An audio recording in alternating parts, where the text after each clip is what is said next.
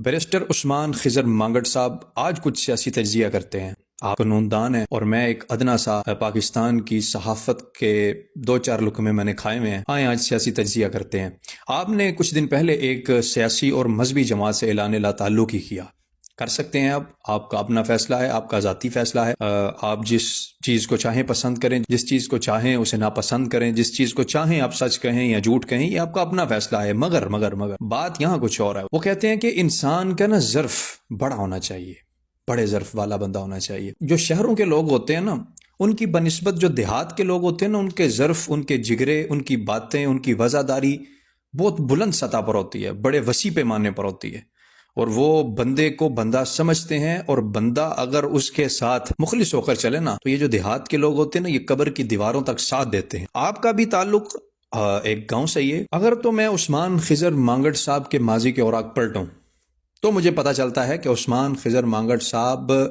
3 دفعہ اس جماعت کو جوائن کر چکے ہیں، اور تیسری مرتبہ اب اس جماعت کو چھوڑ چکے ہیں۔ پھر میں نے سوچا یار کہ شاید ہو سکتا ہے کہ وہ ایک قانون دان بندہ ہے، اگر اس کی تقریروں کو، اس کی باتوں کو سنا جائے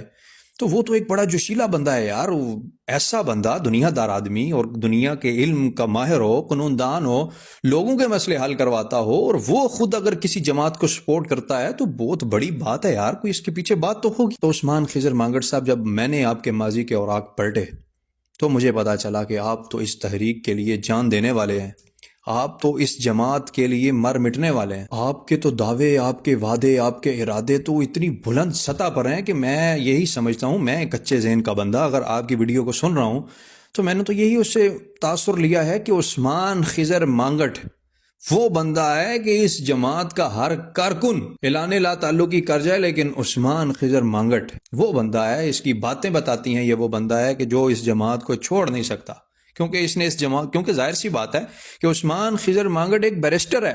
قانون دان ہے، لوگوں کے مسئلے حل کرواتا ہے، تنازعات کو دور کرواتا ہے۔ وہ بندہ ایک جماعت کو اچھا سمجھ رہا ہے، اس جماعت کے لیے مر مٹ رہا ہے، تو ظاہر سی بات ہے اس نے اس جماعت کو پہلے ریسرچ کیا ہوگا، تو ہی وہ اس جماعت کے لیے جان دینے کو تیار ہے نا۔ مگر اب شاید یہ میری بدقسمتی تھی سر، یا نہ جانے یوٹیوب کی بدقسمتی تھی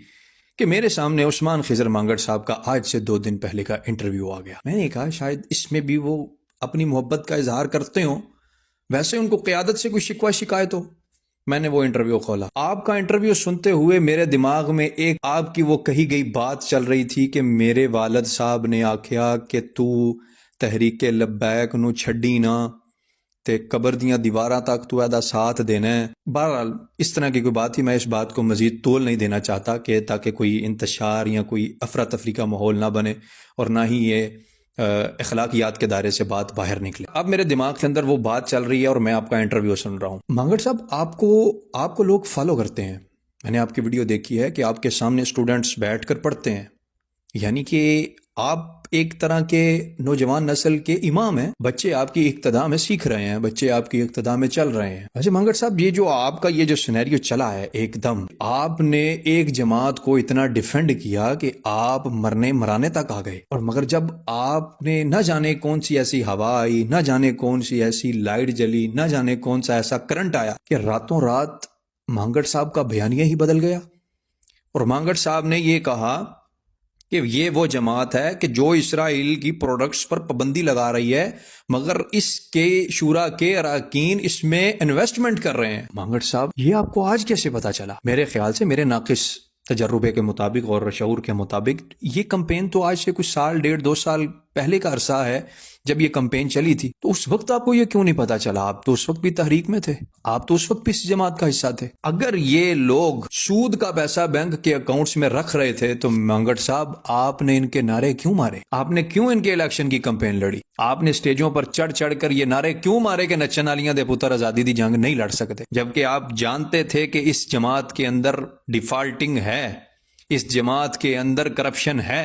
اس جماعت کے اندر 2 نمبری ہے؟ آپ اس کو کیوں سپورٹ کرتے رہے؟ ہم چیختے ہیں، ہم بولتے ہیں ہمارا معاشرہ نہیں ٹھیک۔ معاشرہ سر کیسے ٹھیک ہو؟ معاشرہ جس کو فالو کرنے چلتا ہے وہ کچھ دنوں بعد اپنا رنگ ایسا بدلتا ہے، بیچارے لوگ دل برداشتہ ہو جاتے ہیں کہ یار جس کے کہنے پر ہم اس رستے پر چلے، آدھے رستے پر جا کر وہ اپنی سمت بدل کر کہتا ہے تم لوگ آگے جاؤ، میں یہاں سے پلٹ رہا ہوں۔ مگر صاحب ایسا تو نہیں ہوتا نا، آپ تو ایک باشعور آدمی ہیں، آپ کا ایک رکھ رکھاؤ ہے اس معاشرے کے اندر۔ تو اگر ان باتوں کے اوپر سوچا جائے، ان باتوں کو سمجھا جائے، ان باتوں کی گہرائی میں جایا جائے، تو کیا مانگڑ صاحب میں آپ سے مؤدبانہ طور پر یہ سوال کر سکتا ہوں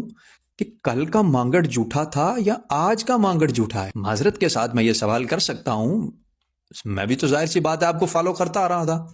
کہ مجھے آپ کی باتیں اچھی لگتی تھی جو آپ نوجوانوں کو لیکچر دیتے تھے۔ بقول آپ کے پی ٹی آئی جماعت غلط ہے، جس جماعت کے بل بوتے پر کھڑے ہو کر آپ پی ٹی آئی کو غلط کہتے تھے، آج وہ جماعت اتنی گندی نکل آئی ہے بقول آپ کے کہ اس جماعت کا تو قیام رہنا ہی نہیں چاہیے۔ آپ کو دیکھنے والا، آپ کو جاننے والا، آپ کو سننے والا، آپ کو فالو کرنے والا یہ سوال کر رہا ہے مانگڑ صاحب کہ کل کا مانگڑ سچا تھا یا آج کا مانگڑ سچا ہے؟ آخر مانگڑ صاحب کے پاس ایسی کون سی گدڑ سنگھی ہے کہ مانگڑ صاحب پچھلے 2021 کے 22 کے لگ بھگ کے قریب اس جماعت کو جوائن کرتے ہیں، 3 سالوں کے اندر انہیں اس جماعت میں اچھائی ہی اچھائی نظر آتی ہے، ایک رات ایسی گزرتی ہے کہ مانگڑ صاحب 3 سال کا عرصہ بھول کر یہ الزام لگا دیتے ہیں کہ یہ جماعت تو کرپشن کرتی ہے، یہ جماعت تو معاذ اللہ سود کا پیسہ کھاتی ہے، یہ جماعت تو معاذ اللہ ان لوگوں نے تو، اس جماعت کے قائدین نے تو لوگوں کو لالی پاپ دیے ہیں، یہ جماعت تو انتشار چاہتی ہے۔ ایک رات کے اندر مانگڑ صاحب کیسے ممکن ہے؟ اور امید کروں گا کہ آپ مجھ سمیت ان تمام لوگوں کے اس سوال کا جواب ضرور دیں گے۔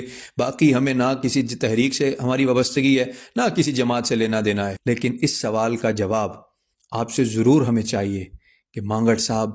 کل کا مانگڑ سچا تھا کہ آج کا مانگڑ سچا ہے؟